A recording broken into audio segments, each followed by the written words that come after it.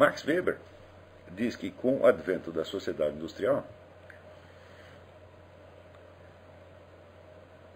surge, vamos dizer, a tendência para estruturar toda a sociedade como se fosse uma espécie de empresa, e a partir daí as relações econômicas passam a ser a principal ou única modalidade de relação entre as pessoas. E todas as demais relações são determinadas pela relação econômica. E com isso é um processo do que ele chama racionalização da sociedade. Eu não sei bem se o termo é exato, eu acho que não é muito exato. O mais certo seria dizer uma burocratização da sociedade. Tá certo? E, a partir daí, inclusive, as relações familiares são definidas por isto. De maneira que a função econômica dos cônjuges passa a definir o casamento em muito maior medida do que antes.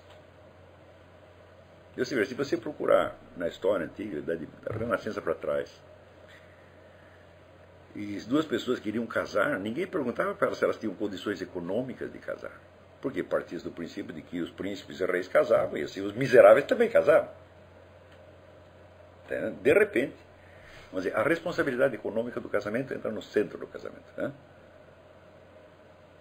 E veja que mudou aí, então, a natureza real das relações de matrimônio. Mas a doutrina católica do matrimônio não mudou. A letra dela continua a mesma. Né? Mas é claro que no novo contexto ela sofre uma nova interpretação.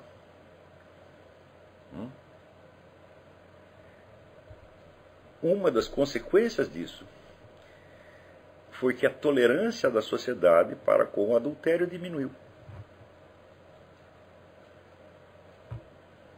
E que, portanto, né, a exigência de fidelidade matrimonial, que antes era vista, vamos dizer, como um ideal a que as pessoas iriam falhar muitas vezes, tá certo? E que, justamente porque iriam falhar, havia então a confissão, né, a absolvição, o perdão, etc, etc, passou a ser visto como uma coisa absolutamente intolerável.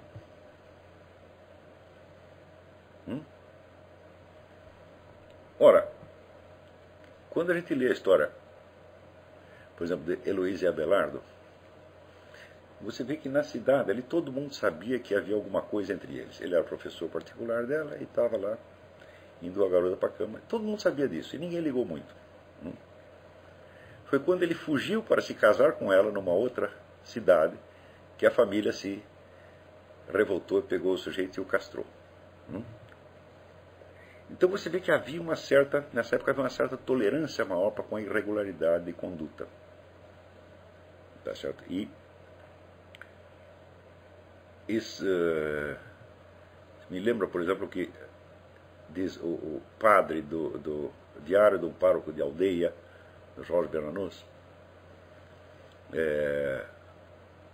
onde ele diz que quando você é pároco de uma comunidade, o seu único ideal é manter, de certo modo, o centro de gravidade daquilo funcionando, mas o centro de gravidade é muito baixo. E isso é o melhor que você vai conseguir fazer. Né? E isso, vamos dizer, como o padre da história, ele não é só um padre, ele é um santo, ele não sabe que é santo, mas ele é. Né? Então, ele entende realmente a precariedade da vida humana. O senso dessa precariedade da vida humana era muito maior em épocas anteriores do que passou a ser na sociedade industrial. Porque na sociedade industrial tudo tem que funcionar como um relógio. Então isso quer dizer que à instituição do casamento cristão soma-se o casamento civil, com todo o rol de penalidades. Tá certo?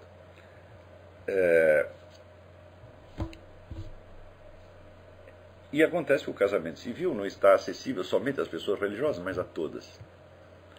Então isso quer dizer que o direito absoluto e incondicional à fidelidade matrimonial passa a ser, vamos dizer, um direito de todos.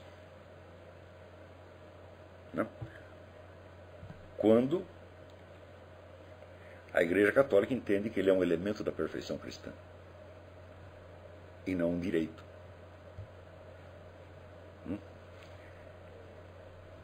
Então é claro que a partir daí os elementos de moral religiosa são integrados no direito civil e passam a ser um sistema de policiamento em torno da conduta das pessoas. Não é isso? É claro que nessas circunstâncias a possibilidade, vamos dizer, da expressão pessoal é bastante limitada. Não é isso? Então, eu, por exemplo, sempre estranhei quando às vezes via filmes americanos e via assim, a mulher desconfiava que o sujeito tinha gostado de uma outra mulher por 10 minutos e daí assim, meu mundo caiu. Não, a gente sabe que isso é inteiramente absurdo, né? Até eu me lembro do Graciliano Ramos, nas Memórias do Cárcere. Tem uma época em que ele, quando estava preso,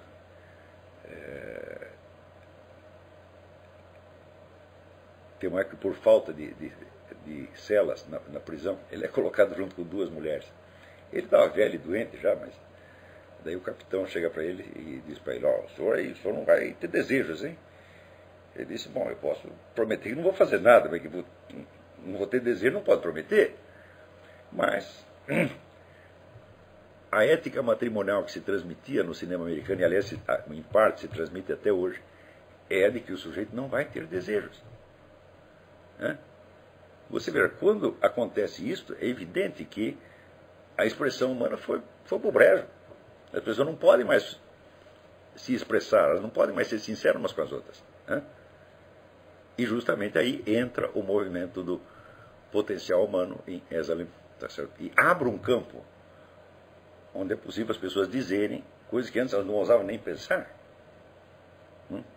E vocês, nas gerações que apareceram depois disso, já vivem num mundo onde há uma margem maior para a expressão. Não é isso?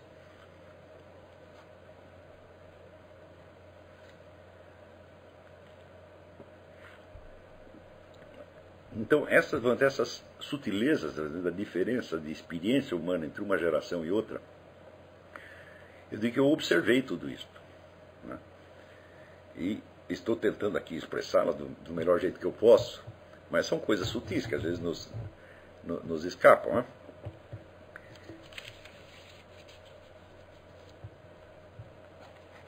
E justamente quando nós analisamos fenômenos como esse, problemas como esse que a gente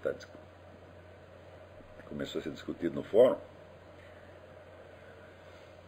às vezes a complexidade da situação real é tal que a mente humana automaticamente se apega aos conceitos formais e raciocina somente dentro deles.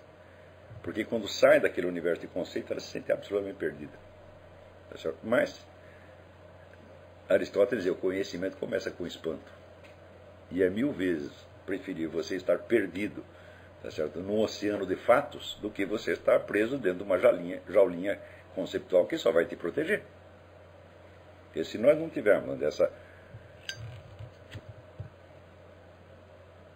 coragem de nos abrir, vamos dizer, a variedade da experiência humana e a confusão toda da experiência humana, nós vamos simplesmente repetir o que outros já disseram e vamos continuar dentro deste mundo de ilusão.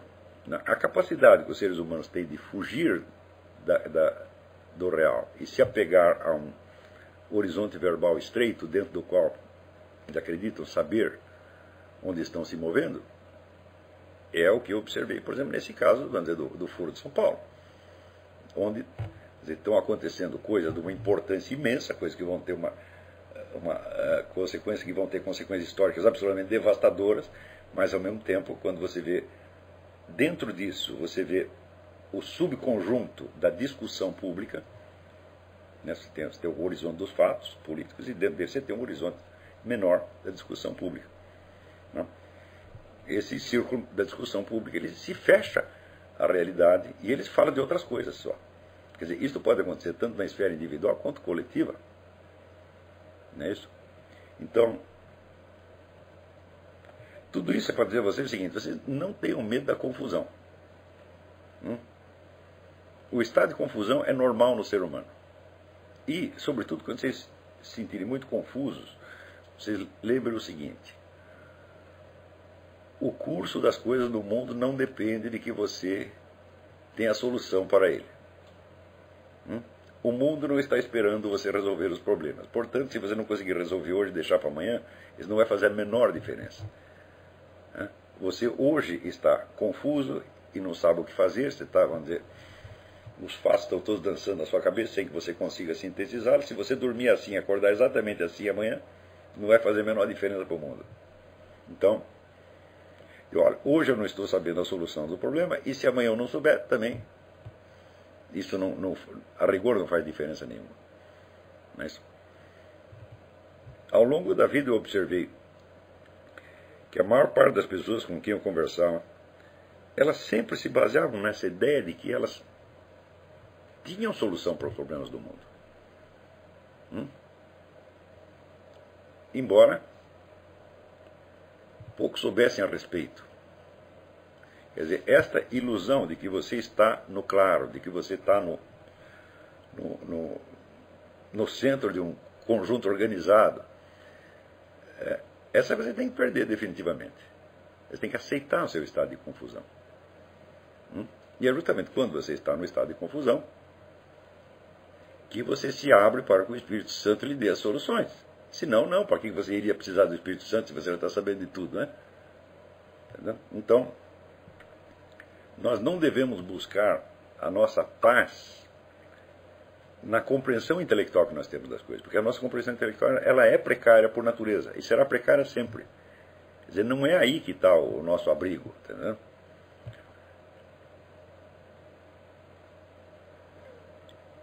E aí, vamos dizer, a verdadeira importância da fé, porque você, entre o momento da ignorância total e o momento da resposta, né, é só a confiança na providência que vai fazer você atravessar este abismo como numa corda bamba. Isto é tão essencial para o filósofo que Aristóteles dizia que o conhecimento começa justamente com o espanto. E o espanto é quando você radicalmente não sabe o que está acontecendo e não sabe o que fazer. Tá certo? Muito bem, vamos fazer aqui uma pausa.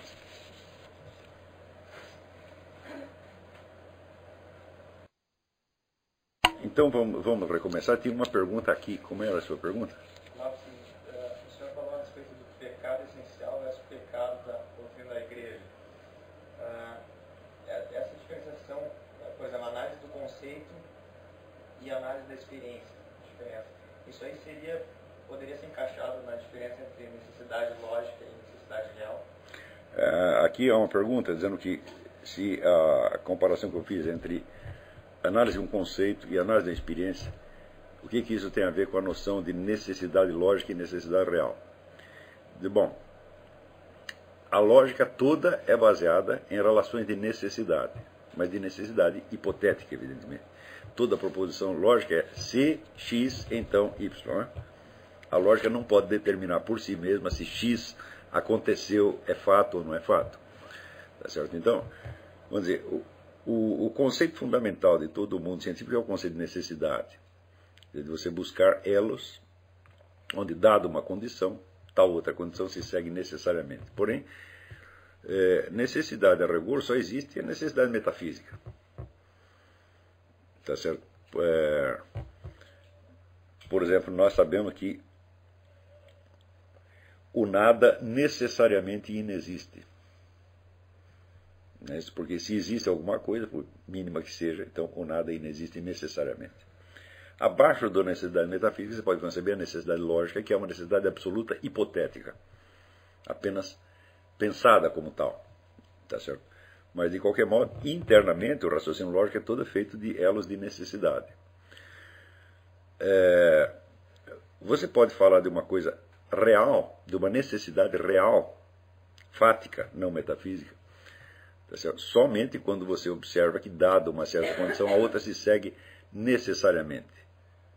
Por exemplo, se o sujeito se jogou do 10º andar do prédio, necessariamente ele vai se esborrachar lá embaixo. Né? Tá certo? Quer dizer, não é possível pará-lo no meio do caminho. Tá certo? Mas a maior parte dos elos que você observa na realidade não são elos de necessidade. são elas de contingência. Coisas que podem acontecer ou podem não acontecer. Tá certo? Pelo fato de que, na realidade, você observa mais contingências do que necessidades, é por isso mesmo que as pessoas se apegam ao raciocínio lógico em vez de se apegar à análise da realidade. Porque a lógica lhes dá uma aparência de segurança. Tá certo? Então, daí a tendência de projetar uma necessidade real sempre que você observa uma necessidade lógica. O que de fato rarissimamente acontece.